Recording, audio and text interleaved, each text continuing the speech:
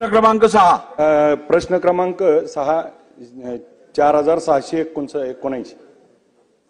अध्यक्ष महोदय, छापल्याप्रमाणे सन्माननीय अध्यक्ष महोदय, पंढरपूर ही त्या ठिकाणी अध्यात्म नगरी आहे आणि अख्खा महाराष्ट्र त्या ठिकाणी वारकरी संप्रदाय तिथे येतोय आणि 13 मार्च 2025 सकाळ पेपरची बातमी आहे की नदीपात्रामध्ये किडे आळ्या त्या ठिकाणी झालेल्या आहेत आणि नदीपात्र एकदम त्या ठिकाणी प्रदूषित आहे आणि तिथं जर त्या ठिकाणी आंघोळ केली तर जीबीएस सारखे आजार होण्याची शक्यता आहे।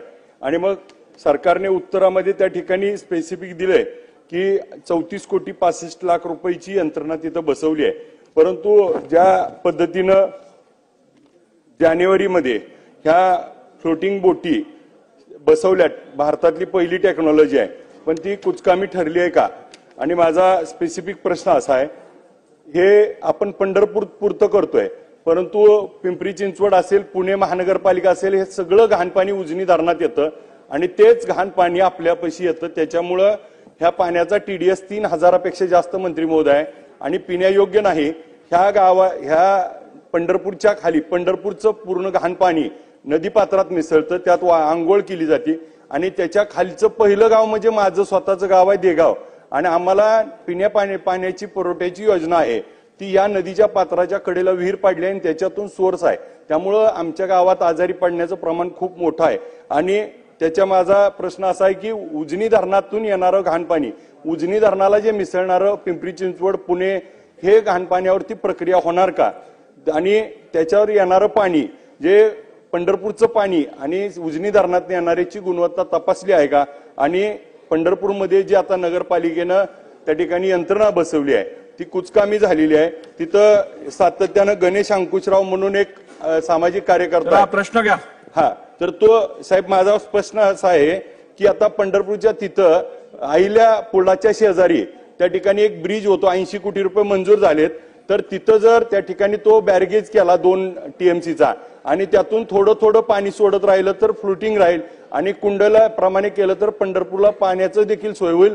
आणि याच्यावर काय कारवाई करणार? ह्याचबरोबर नमामि चंद्रभागा म्हणून मुख्यमंत्री महोदयांचा महत्वाकांक्षी प्रकल्प आहे आणि त्याच्यावरती फक्त बैठका झाल्यात, प्रत्यक्षात निधी उपलब्ध झाला नाही आणि तो निधी उपलब्ध होईल का? आणि त्याबाबत बैठक पुढची कधी आहे, किती बैठका झाल्या आणि याच्यावर काय झालं?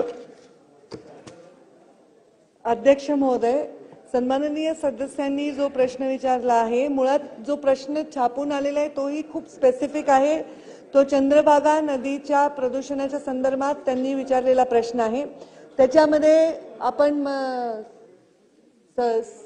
सभागृहातल्या सिनियर सदस्यांनी आवाज कमी करा। तर यामध्ये चंद्रभागा नदीच्या पात्रामध्ये घाण साठली अशी तक्रार प्रदूषण विभागाकडे नसून ती आली होती, ती सहाय्यक अभियंता जलसंपदा यांच्याकडे प्राप्त झाली होती। उन्हाळ्यामध्ये पाणी कमी झाल्यामुळे तिथे शेवाळं आणि काही घाणीचं साम्राज्य होतं। प्रदूषणाचा अशी कुठली आम्हाला तक्रार त्याच्यामध्ये पहिले तर प्राप्त झाली नाही।